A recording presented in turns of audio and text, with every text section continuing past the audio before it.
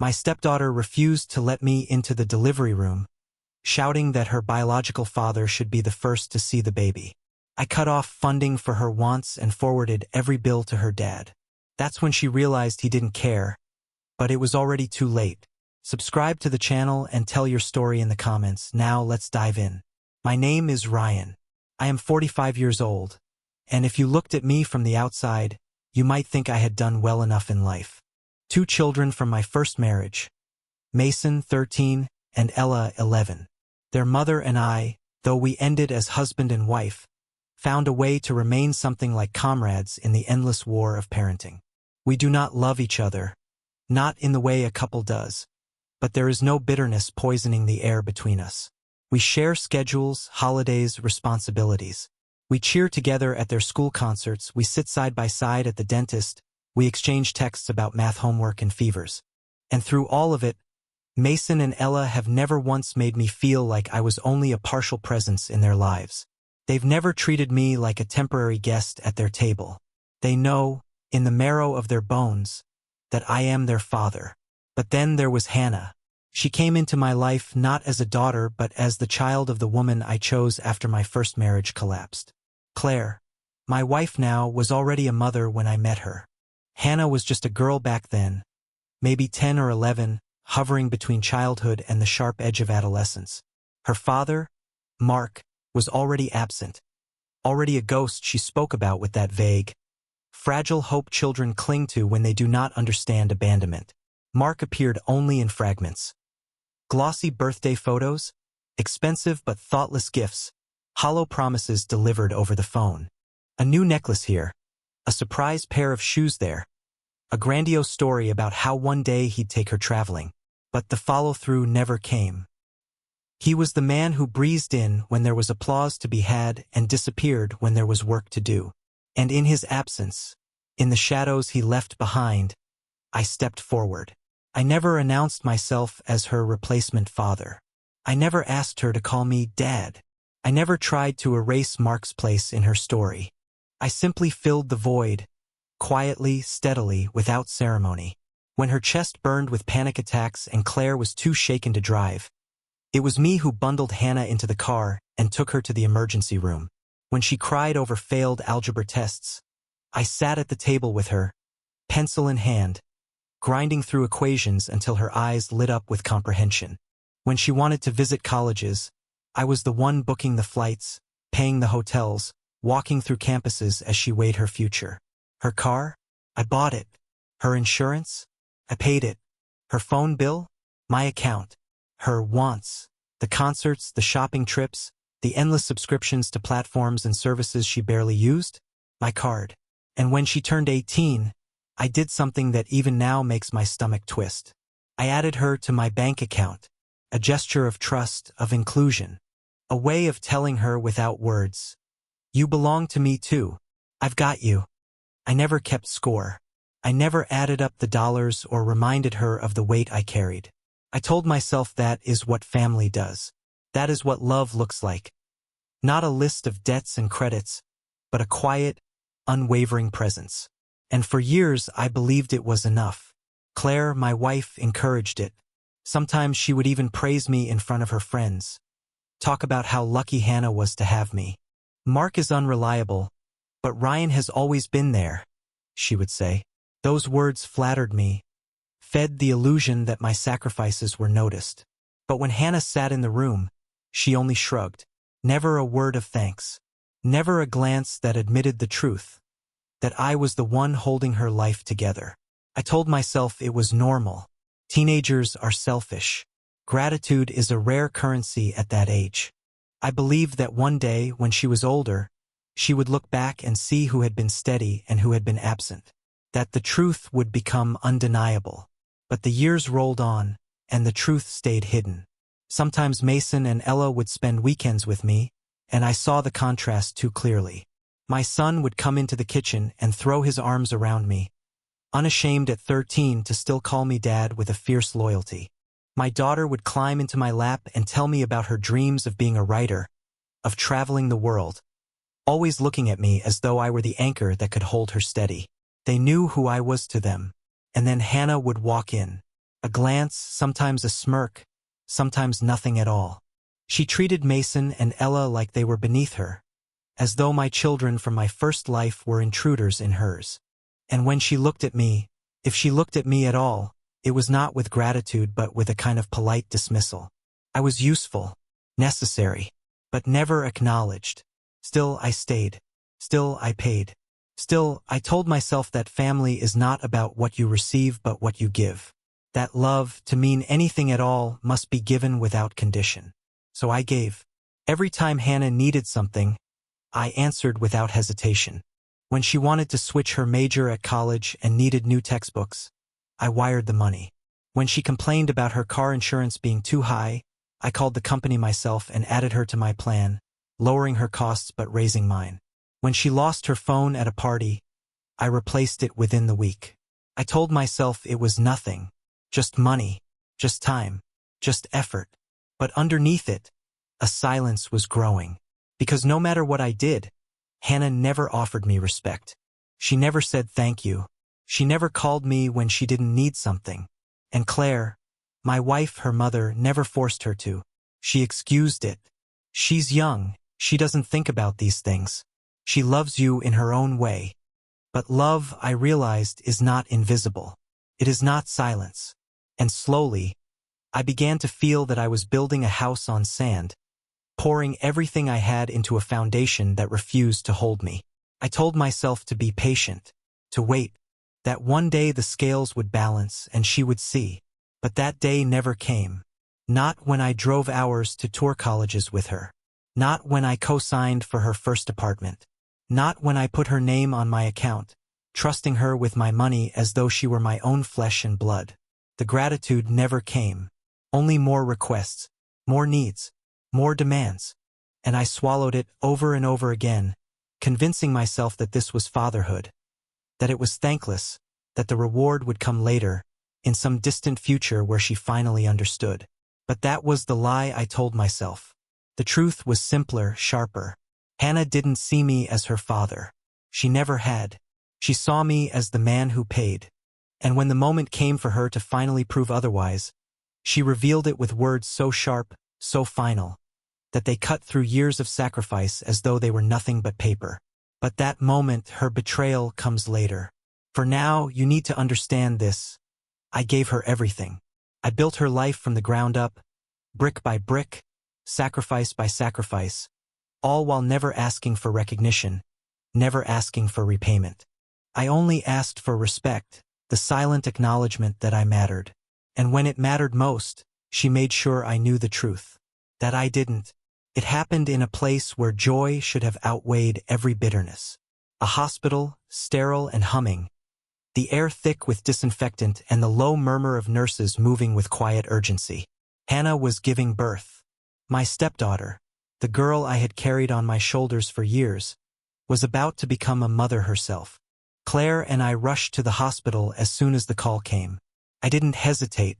It didn't matter that it was late. It didn't matter that Mason and Ella were at my house for the weekend. I arranged for their grandmother to stay with them, and Claire and I drove through the night. Because that's what fathers do. They show up. I remember the waiting room, the relentless squeak of shoes on polished tile, the buzz of the vending machine in the corner. Claire holding my hand tightly, whispering prayers under her breath. And then, finally, Hannah's voice echoing down the hall as she was wheeled toward the delivery room. She saw her mother, reached for her hand, tears brimming in her eyes. For a moment, my chest swelled with something dangerous. Pride. I thought, this is it. This is the moment she finally sees what I have been all along. The man who is here. The man who stayed. But then came the words. They sliced through the air, brutal and merciless. Not him. He can't come in. The first person who sees my baby should be my real father. My real father. I heard it as though it were shouted into my ear, though her voice cracked with pain and exhaustion. Those 3 words landed like a blow to the gut, knocking the air from my chest. Claire froze, her eyes wide, caught between us. The nurse glanced awkwardly at me, as though I might protest, might insist on my place. But I couldn't move. My legs turned to stone, my tongue to ash. Not him. Not me. In that instant, 16 years of sacrifice. College visits, bank transfers, cars, insurance, endless invisible labor were stripped away, erased, rendered worthless, all because of blood.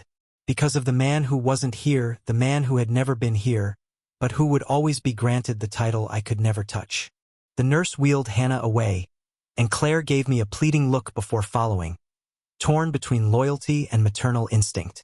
I sat down heavily in a plastic chair, my hands trembling, my heart hammering against my ribs like it wanted to escape. The words echoed in my skull. My real father. My real father. I thought of Mason and Ella, how they never questioned who I was to them, how their love was so unshakable it needed no blood to anchor it. And then I thought of Hannah, of all the years I had swallowed disrespect, convinced myself it didn't matter, that love would bloom one day if I just kept giving. But in that moment I knew the truth. It never would. I drove home alone. The highway lights blurred into streaks. My vision clouded not with tears, but with a strange, burning clarity. I had been a fool, a provider without recognition, a man who allowed himself to be used under the guise of family. When I walked into the house, the silence felt different. Not peace, but a hollow space where illusions had died. I went straight to my office, powered on my laptop, and opened every account, every subscription, every payment history tied to Hannah's name. My fingers moved with a precision I hadn't known I possessed, as though every click, every confirmation was a scalpel cutting away rot. The bank account first. I removed her name, froze her access. The debit card that had been her lifeline declined from now on. The insurance policy. I called and stripped her from it. If she wanted coverage, she could call Mark, her real father. The phone plan. I moved her number to a separate account. Not mine anymore. Not my responsibility. The car. I changed the insurance holder to Mark. Let him figure out how to pay for premiums that never missed a due date when it was me signing the checks. Subscriptions, music, streaming, shopping perks, all canceled. Every comfort she had thought of as permanent dissolved with a few keystrokes. And then I did what she had asked for, though she hadn't realized it in the hospital. I made sure her real father would be first in line. I drafted an email. Cold, meticulous, with every monthly expense listed. Rent, insurance, phone, car, food, medical coverage. I attached the receipts, the bank records, the undeniable proof of the life I had carried for her. And I sent it to Mark. The subject line was short, merciless. Your responsibility. I leaned back in my chair after clicking send. For the first time in years, I felt weight lifting. Not joy, not triumph, but a grim kind of liberation. If Hannah wanted Mark to be first, then let him be. Let him inherit the bills, the debts, the endless needs. Let him prove what his title was worth. I poured myself a drink. The ice clinked against the glass like a small applause. I sat in the dark, listening to the hum of the refrigerator, waiting for the consequences to roll in, because I knew they would. They always do. And when they came, when Hannah's card failed at the pharmacy, when her phone line went dead, when her insurance claim was denied, she would know. She would know exactly what those 3 words had cost her. My real father. If that was the man she wanted to claim, then she could live with what that choice meant. I would no longer pay for blindness. The unraveling came faster than even I expected. It began with a phone call the morning after I severed everything. I had barely taken my first sip of coffee when my phone lit up. Hannah's name, flashing insistently across the screen. I let it ring once, twice, 3 times. On the 4th, I answered.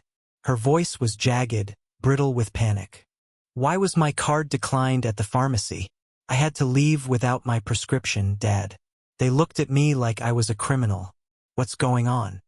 I said nothing for a moment, letting the silence stretch, letting her hear her own word echo back at her. That word she spat out at the hospital like a curse, now suddenly sharpened into a plea. Finally, I spoke, my tone calm, measured. You'll have to ask your real father. The line went quiet.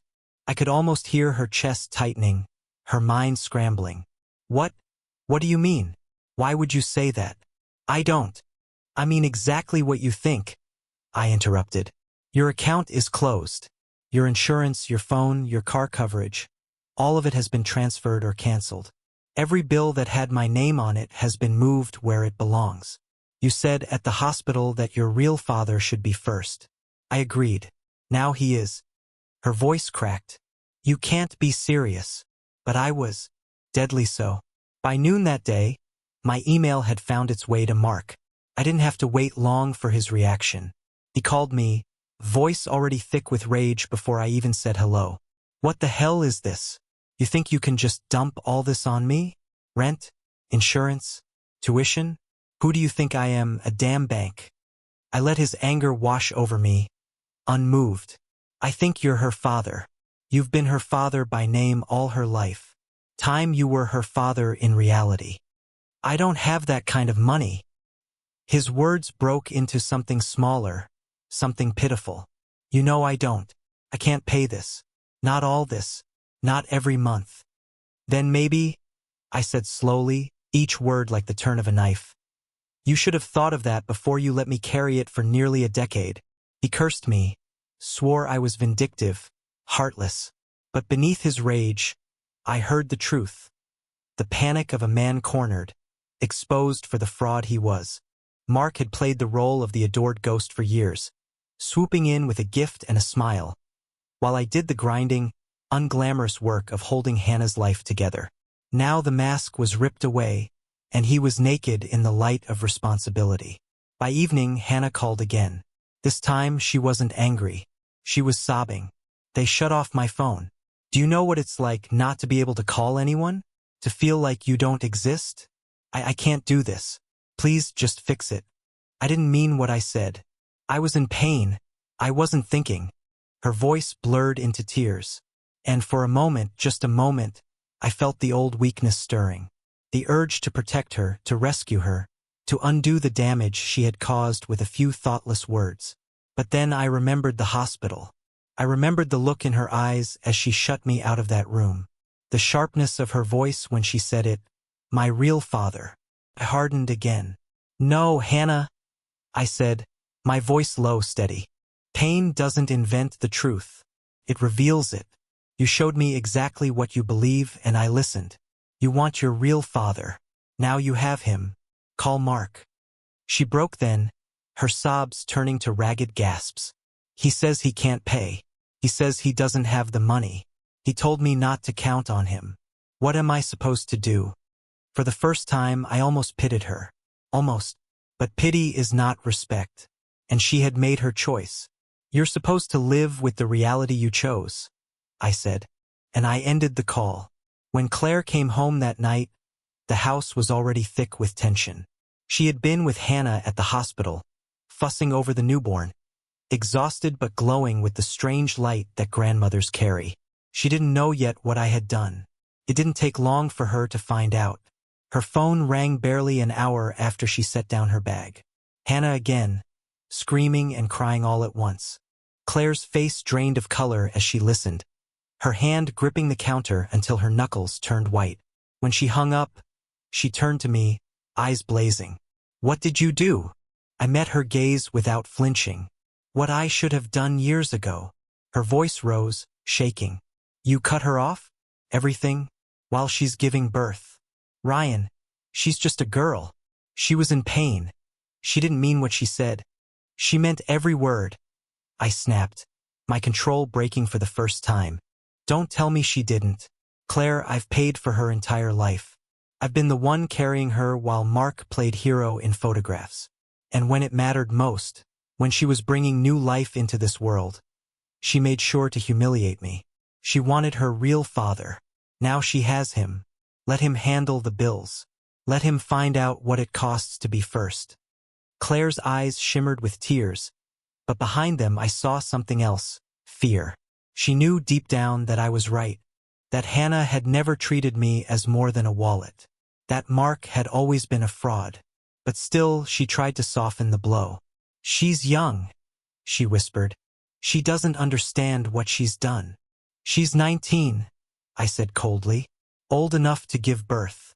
Old enough to know the weight of words. The argument ended there, but the silence that followed was worse.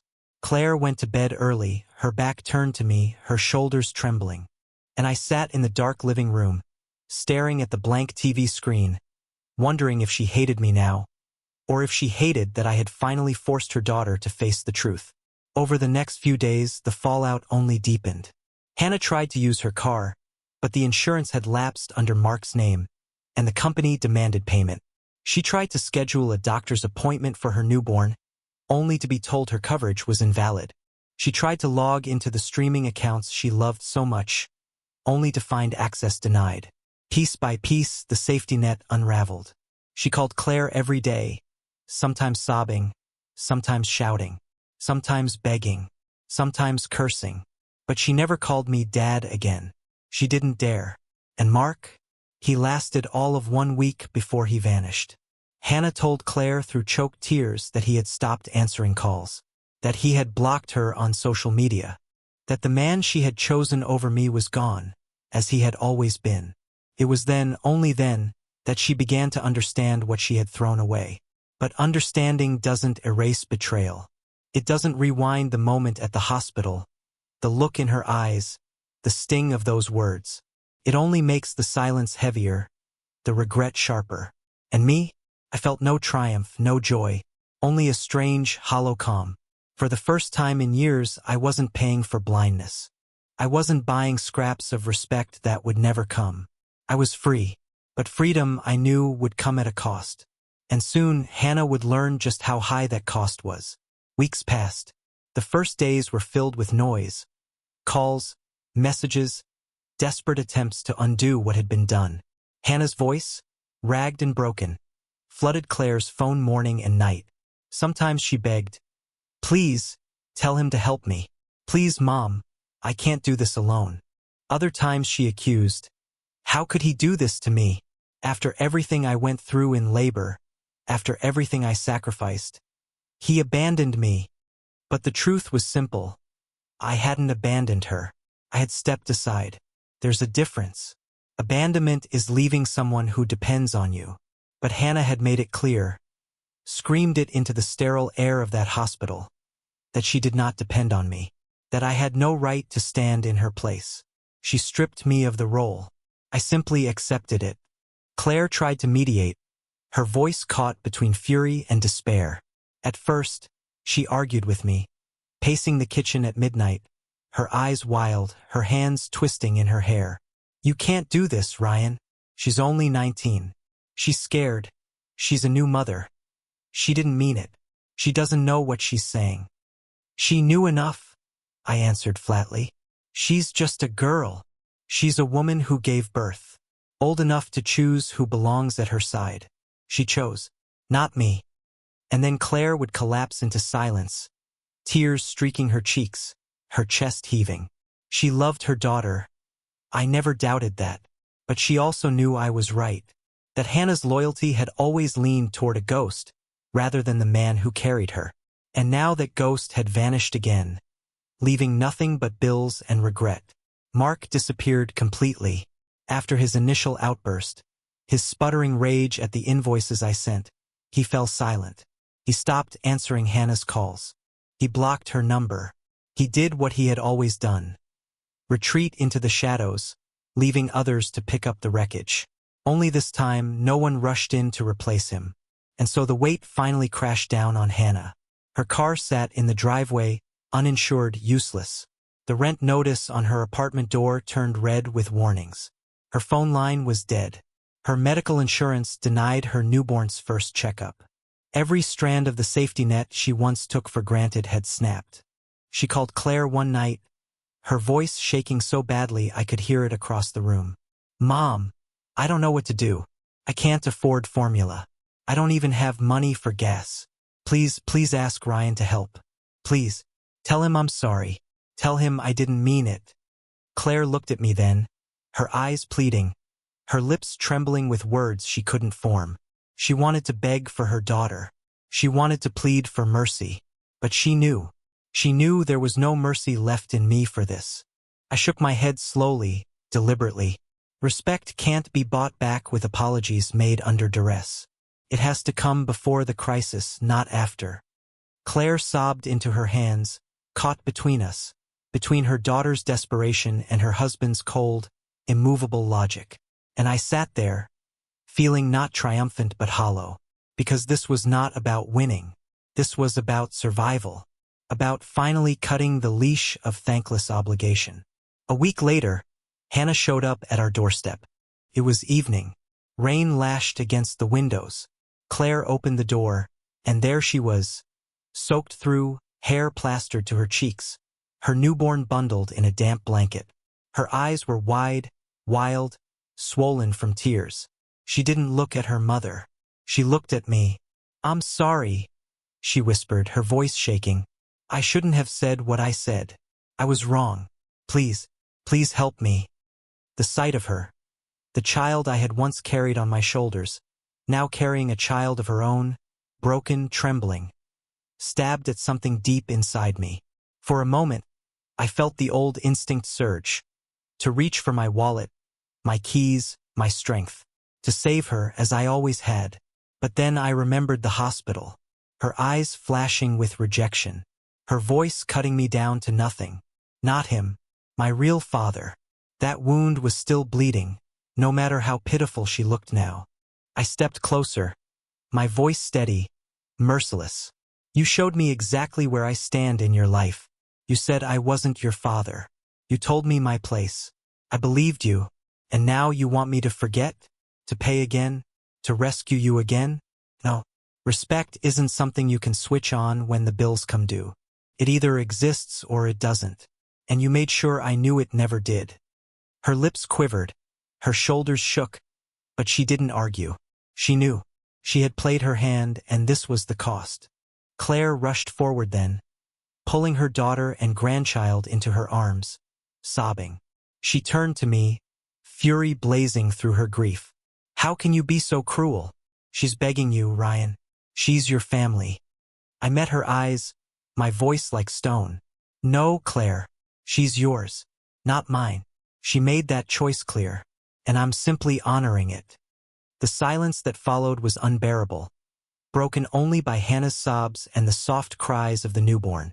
I turned away, walked upstairs, and left them in the entryway. That night, I lay awake while Claire cradled her daughter in the guest room, whispering comfort, whispering lies. I stared at the ceiling, wondering if I was the villain now, wondering if my coldness had made me less of a man. But then I remembered the years, the endless sacrifices, the money poured out, the love I gave freely, the silence I endured. I remembered how little it had meant. And I realized, the villain wasn't the man who finally said, "Enough." The villain was the illusion I had lived under for years, that devotion alone could earn respect. In the weeks that followed, Hannah cobbled together her life without me. She begged Mark again, but he was gone. She leaned on friends, begged favors, scraped by with odd jobs. And slowly, painfully, she began to see the truth, that the man she had rejected was the only one who had ever truly carried her. But by then it was too late. The bridge had burned, and I had no desire to rebuild it. Now, when I see Hannah, she avoids my eyes. Sometimes she mutters "thank you" when Claire hands her groceries, but never to me. She keeps her distance, ashamed, broken. And maybe one day she will learn that respect cannot be an afterthought, that love cannot be transactional, that fathers are made by presence, not blood. But that lesson is hers to carry, not mine. I am done carrying her. So here I stand, telling this truth, not with triumph but with a question. Was I wrong? Was I heartless to finally cut her off, to force her to live with the reality she chose? Or was this the only way left to show her that respect has a cost, and I was done paying it?